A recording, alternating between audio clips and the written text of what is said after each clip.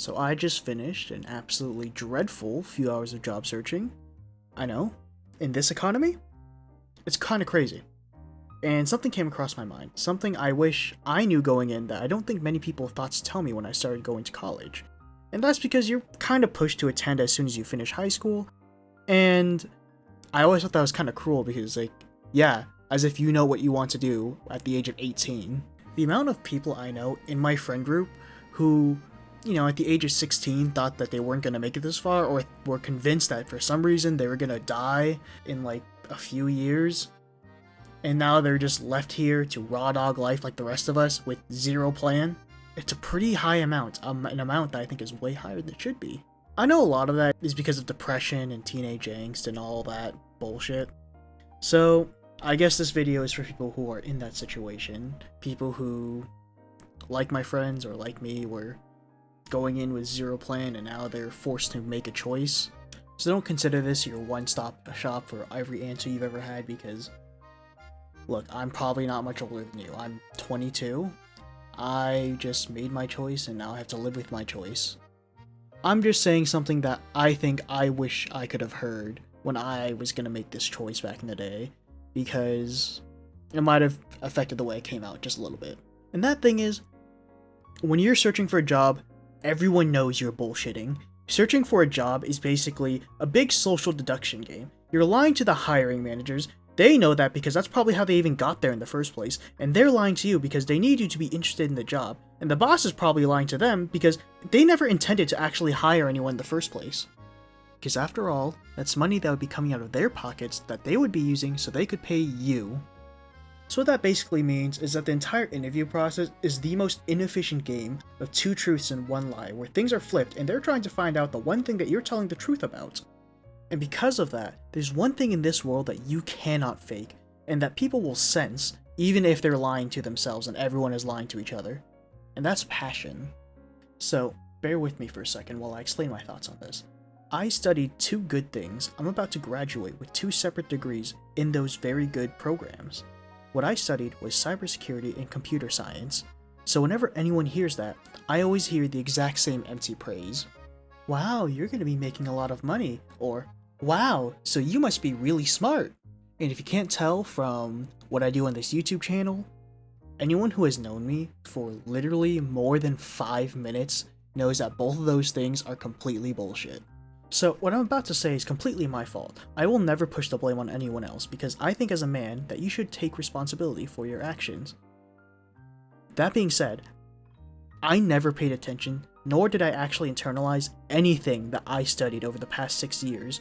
I've been in college pursuing both of those degrees, and I remember none of it. If you sat there and are like, hey, can you tell me what this error means on Java? Or, hey, can you make me a game in this coding language? I would not be able to do shit.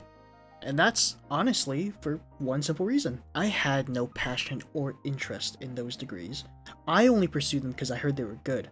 I don't care about computer science, let alone programming. The only thing I learned in my 6 years in that program was what programming languages are and what an IDE is.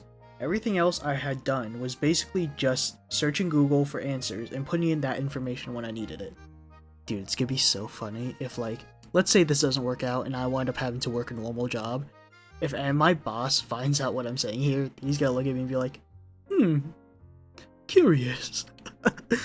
Also, you're probably using ChatGPT too if you're in this situation. I see you. I know exactly what you're doing, and I'm sure your professors know. They just don't know how to deal with it either. So yeah, constantly, I would just learn enough to bullshit my way out of questions. But in my 6 years of studying this, I also never once practiced any of these skills, and so because of that, they've been so rusted, even though it's only been a couple months since I've had to do anything like that. Do you guys have any idea the sort of, mental breakdown I had when I realized, oh fuck, I'm putting more effort into learning how to play with a mouse and keyboard than I ever have at learning how to program.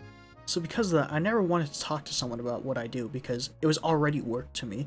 And once I'm done, I don't want to think about it anymore. I'm sure if I got a job, it would be great, but I find myself every day in dread of having to do this for years on end. And perhaps it's a grass is greener on the other side sort of thing, but I feel like if I had to do anything for the remaining years of my life, I'd want it to be something I liked. You know, I heard recently that you never truly know how long your life will be. You could live for 100 years, or you could live for 60. So what if you get a job that you hate at 20? Would you want to do that for the next 2/3 of your life, doing something like that? Or would you rather spend it doing something you love doing, something that you would want to wake up and do every day, something that would make you excited? Because, you know, in this world, I think the only thing you can't actually put a price on is genuine joy, genuine happiness. And that's not to say, oh, money can't buy happiness, because it certainly can buy you things that will make you happy, but that's exactly what it is. It's something that can help you be happy. It's not the thing that makes you happy. Even dudes like fucking Elon Musk are rich as fuck, and they are miserable fucking people to be around. Have you looked into that man's eyes? Does he look like someone who feels genuine joy? No, that guy has to seek validation from the biggest fucking nerds on the internet, and even they fucking hate him. I know, the economy is shit, and it rewards people with certain interests and in certain fields, but you know what? If you're someone who says, I'd rather be here for a good time and not a long time, I think it only makes sense that you'd pursue what you love. And something I've realized is that you can make money from doing anything if you're being creative, especially in this day and age. Like, think about it. Obviously, there are plenty of YouTubers who do the standard stuff. They do comedy, they do what I do, and they play video games, they cook. But how many content creators do you know that do videos about niche topics that you and a few others are interested in? For example, people like Nile Red just fuck around with chemicals all day. There's a few YouTubers who just talk about medieval arms and armor all day and made that their career. You don't gotta be one of those alpha male grind set, wake up at 3 a.m, we gotta get at least 10,000. You don't gotta do that shit. But, you know, just be a little smarter than the others with more marketable talents, I guess. And don't do dropshipping, because that shit is for baby dick bitches. I don't know, man. I just think it's sad that we have to live in a world like this where we gotta do shit with no guidance. So I suppose, back to what the title says, I just think that you should follow your passions. It's a good way to improve your quality of life, I think. Especially in this world where people only hire you based on the work you do. I have no work that I can show for my programs outside of what I did for classes, because I fucking hated working, and I only went extra when I had a good group.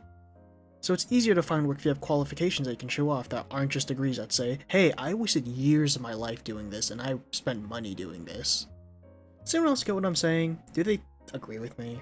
Or maybe you have a degree, and you just happen to disagree with me, and you think, well, do what makes money and have hobbies on the side. I don't think it's a wrong way to live. I just think that, personally, if you're like me, it's not something that I could do sustainably. Anyways, thanks for listening to me yap, and thanks for coming to my corner of the internet. I changed my name recently, and I thought it sounded funny, and it looks kind of funny, so that's cool. Like, subscribe, do whatever. I'll see you guys whenever I return. Mwah. Kisses. Bye-bye.